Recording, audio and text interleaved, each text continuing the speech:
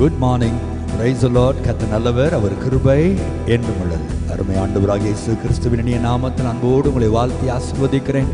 இந்த நாளிலும் கர்த்தர் உங்களை ஆசீர்வதித்து நடத்துவாராக. ஆமென், ஆமென், ஆமென். அன்பராம் இயேசுவை பார்த்து கொண்டு இன்பமாக அவர் பாதையோடே, அன்பராம் இயேசுவை பார்த்து கொண்டு இன்பமாக அவர் பாதையோடே, தாமே வழியும் சத்தியமும் ஜீவனுமே, தாமே வழியும் சத்தியமும் ஜீவனுமே, துன்பப் பெருக்கிலே சோர்ந்திடாதே, அன்பரறியாமல் வந்திடாதே, துன்பப் பெருக்கிலே சோர்ந்திடாதே, அன்பரறியாமல் வந்திடாதே, கண் விழி போல் நான் காத்திடுவேன் என்றனரே, கண் விழி போல் நான் காத்திடுவேன் என்றனரே, அன்பராம் இயேசுவை பார்த்து கொண்டு இன்பமாக அவர் பாதையோடே, தாமே வழியும் சத்தியமும் ஜீவனுமே, தாமே வழியும் சத்தியமும் ஜீவனுமே. துன்பப் பெருக்கிலே சோர்ந்து விடாதே, அன்பர் அறியாமல் வந்திடாதே. அழகான வார்த்தை பாருங்க.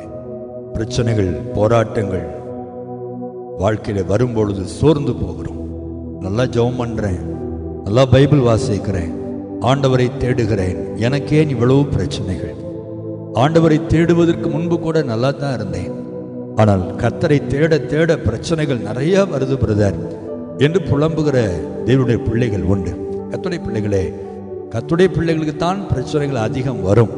காரணம், இதுவரை நாம் சாத்தானுக்கு கூட்டாளிகளாய் இருந்தோம், இப்பொழுது அவனை விட்டு தேவனுடைய பிள்ளைகளாய் மாறிவிட்டோம் அல்லவா? ஆகவே பிரச்சனைகளை, உபத்திரவங்களை கொடுத்து எப்படியாவது நம்மை சோர்வடைய செய்து பின்வாங்கி போய் நம்மை மீண்டுமாய் அவன் பக்கமாய் இழுத்து கொள்ள வேண்டும் என்று சத்துரு முயற்சிக்கிறான். ஆனால் கர்த்தர் ஒரு நாளும் விடவே மாட்டார் என்பதை மறந்து போகாதிருங்கள். தேவனுடைய பிள்ளைகளே, வேத வசனங்களை நீங்கள் விசுவாசித்தால் ஒரு நாளும் சோர்ந்து போகவே மாட்டீர்கள். வேதம் என்ன சொல்லுகிறது? அவர் உங்கள் தலையில் உள்ள மயிரையெல்லாம் எண்ணி வைத்திருக்கிறார், அவருடைய சித்தம் இல்லாமல் அதில் ஒரு முடி கூட கீழே விழாது என்று வேதம் சொல்லுகிறது. அந்த அளவு ஆண்டவர் உங்கள் மேல் அக்கறை உள்ளவராய் இருக்கிறார் அல்லவா? உங்களை உள்ளம் கையிலே வரைந்திருக்கிறேன், உன்னை தொடுகிறவன் என் கண்மணியை தொடுவான் என்று சொல்லியிருக்கிறார் அல்லவா? கர்த்தரிடத்தில் அன்பு கூறுகிறவர்களுக்கு சகலமும் நன்மைக்கு எதுவாகவே நடக்கிறது என்று சொன்னார் அல்லவா? இவ்வளவு வசனங்கள் இருக்கும்போது ஐயோ இந்த பிரச்சனை, ஐயோ இந்த போராட்டம், ஏன் இந்த கஷ்டம் என்று அழுதாள் ஆண்டவர் எவ்வளவு துக்கப்படுவார்? எல்லாவற்றிலும் ஒரு நன்மை அடங்கி இருக்கும் பிரியமானவர்களே. சில நேரங்கள் உபத்திரவத்தின் மூலமாய் ஆண்டவர் நம்முடைய விசுவாசத்தை கட்டி எழுப்புகிறவராய் இருக்கிறார். உபத்திரவங்கள் பல காரியங்களை நமக்கு கற்றுக் கொடுக்கிறது. உபத்திரவத்தின் மூலமாய் ஆண்டவர் நம்முடைய கைகளை யுத்தத்திற்கும் போருக்கும் பழக்குவிக்கிறார் என்று சங்கீதக்காரன் எழுதுகிறார் அல்லவா? பாடுகள் நடுவில் அநேக அனுபவங்களை தேவன் நமக்கு கற்றுக் கொடுக்கிறார். அதற்காகவே அந்த நடுவில் நம்மை கரம் பிடித்து நடத்தி கொண்டு போகிறார். நாம் மட்டும் நடக்கவில்லை, கர்த்தரும் நம்மோடு கூட தான் வருகிறார். ஆறுகளை கடக்கும்போது உன்னோடு இருப்பேன் என்று சொன்னவர் எப்படி பாடுகள் நடுவில் உங்களை தனியை விட்டுவிட்டு அவர் ஓடுவார்? ஒரு நாளும் இல்லை. அவருடைய கரம் உங்களுக்கு பின்பாக உங்களை தாங்குவதற்கு ஆயத்தமாக இருக்கிறது. ஹல்லேலூயா! பயப்படாதிருங்கள், கர்த்தர் உங்களோடு கூட இருக்கிறார். பாடுகள் நடுவிலே, கஷ்டத்தின் நடுவிலே கர்த்தரை துதிக்க கற்றுக்கொள்ளுங்கள். ஆண்டவரே, இதில் ஏதோ ஒரு நன்மை நீர் வைத்திருக்கிறீர், முடிவிலே ஜெயத்தை எனக்குத்தான் நீர் தரப்போகிறீர், உமக்கு ஸ்தோத்திரம். நான் ஒரு நாளும் தோல்வி அடைவதில்லை, ஜெய கிறிஸ்துவின் பிள்ளை நான். ஆகவே ஆண்டவரை ஜெயம் தரப்போவதற்காய் நன்றி என்று சந்தோஷமாய் தைரியமாய் உங்கள் பிரச்சனைகளை, போராட்டங்களை, சத்துருக்களை, வியாதியை, பலவீனங்களை மேற்கொள்ளுவதற்கு நீங்கள் ஆயத்தப்படுங்கள் தேவ பிள்ளைகளே. அல்லேலூயா. உங்களோடு இருக்கிறவர் பெரியவர். அவர் உங்களுக்காக யாவையும் செய்து முடித்து மாபெரும் ஜெயத்தை கொடுத்து உங்களை மகிழ பண்ணுவார். இந்த பாடுகளுக்கு பிறகு ஒரு கனத்தை கொடுக்க போகிறார். பொறுமையோடு சகித்தீர்கள் அல்லவா, பொறுமையோடு அதை தாண்டி வருகிறீர்கள் அல்லவா, ஏற்ற பலனை கொடுத்து என் ஆண்டு உங்களை மகிழ பண்ணுவார். ஜெபிப்போமா? நல்ல ஆண்டவரே, நாங்கள் உம்மை துதிக்கிறோம்.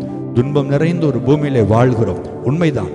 ஆனாலும் கூட அதன் நடுவிலும் துன்பத்திலிருந்து எங்களை விடுவிக்கிற, துன்பத்திலிருந்து எங்களை காப்பாற்றுகிற எங்கள் நேசராகிய இயேசு எங்களோடு கூட இருப்பதற்காய் ஸ்தோத்திரம். நம்முடைய அன்பு பிள்ளைகள் யாரெல்லாம் இந்த காலையில் எழும்பும் பொழுது வேதனையோடு கூட எந்தான் இந்த நாள் வந்ததோ, இந்த நாளில் நான் எப்படி வேலைக்கு போகிறேன், எப்படி இந்த மனிதனை சந்திக்க போகிறேன், இந்த காரியத்தை எப்படி முடிக்க போகிறேன் என்று கலங்கி எழும்பினார்களோ, பயந்து எழும்பினார்களோ, நீர் அறிந்திருக்கிறீர். இப்பொழுது அப்படிப்பட்ட மக்கள் மேலே உடைய பிரசன்னத்தை அனுப்புவீராக. தேவன் நமக்கு பயமுள்ள ஆவியை கொடாமல் பலமும் அன்பும் தெளிந்த புத்தியுமுள்ள ஆவியை கொடுத்திருக்கிறீர். நீதிமான் சிங்கத்தை போல தைரியமா இருப்பான் என்று சொன்னீரே, அப்படிப்பட்ட ஒரு தைரியத்தை பிள்ளைகளுக்கு கொடுப்பீராக. நீர் யூத ராஜ சிங்கமாய் உம்முடைய பிள்ளைகளோடு இன்றைக்கு கடந்து செல்வதற்காய் நன்றி.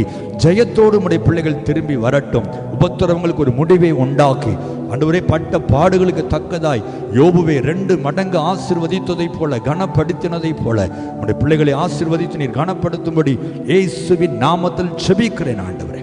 என் நேசருடைய கரம் அப்படியே செய்ய போவதற்காய் நன்றி. பெரிய காரியங்களை செய்யும் மகிழ பண்ணும் இயேசுவின் நாமத்தில் பிதாவே. ஆமென், ஆமென், ஆமென்.